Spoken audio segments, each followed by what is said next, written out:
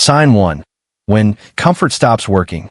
After a while, the pressure doesn't feel loud anymore. It turns quiet, subtle, like something familiar that suddenly stops reaching you. You rest, but you don't feel rested.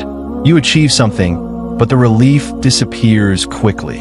You sit among people who genuinely care about you. Yet inside your chest, you still feel oddly alone. This is usually where people panic and say, "Something is wrong with me." Or worse, they force themselves to stay busy, so they don't have to sit with that feeling. But pause with it for a moment, because the frightening part isn't sadness. The frightening part is that your usual comforts no longer distract you. The things that once numbed the ache, now make you more aware of it. You're not breaking, you're becoming aware. The Quran tells us that Allah tests people through fear and loss, not to destroy them, but to that's when the thought creeps in. If Allah is pleased with me, why is this getting harder? Allah says, "Do you think you will enter paradise?" While Allah has not yet made evident. Those of you who strive for His cause, and those who are patient. This verse isn't about punishment.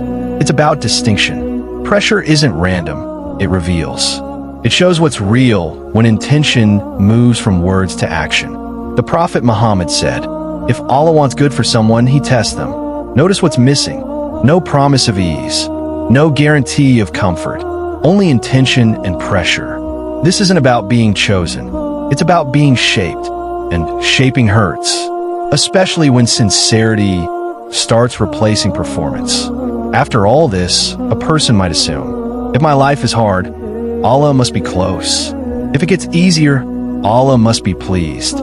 But life isn't that simple, because not everyone who drifts meets resistance. Some people are given space.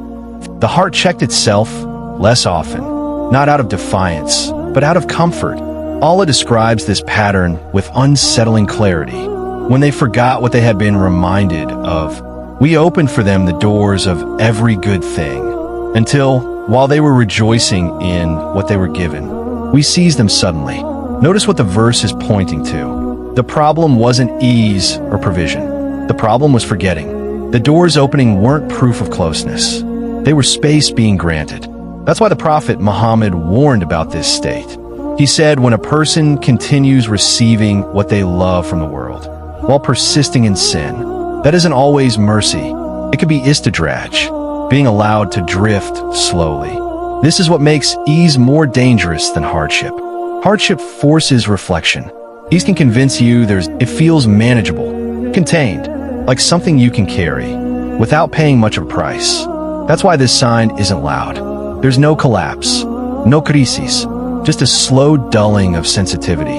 And if you don't catch it here, you won't notice when the distance grows, because distance feels normal when you adjust to it gradually. This is the moment that decides everything. Because the question isn't whether you're imperfect, it's whether your heart still reacts when it misses Allah. Sign 5. When you're pulled back after you fall. Here's something people rarely talk about. You mess up. You tell yourself you're done trying. You think, I've already ruined it. And for a moment, you even wonder if Allah is done with you. Then, something pulls you back. Not dramatically, not with a miracle, just a quiet nudge, a reminder, a sudden discomfort that won't let you enjoy the distance. You try to move on, but your heart keeps turning back. That pull matters. You start seeing how much of your life used to revolve around being liked, validated, understood. Slowly, that grip loosens. You do the right thing, even when it costs comfort. You stay silent where you once performed. You walk away from conversations that feel empty, even if they made you look good. This isn't confidence or arrogance.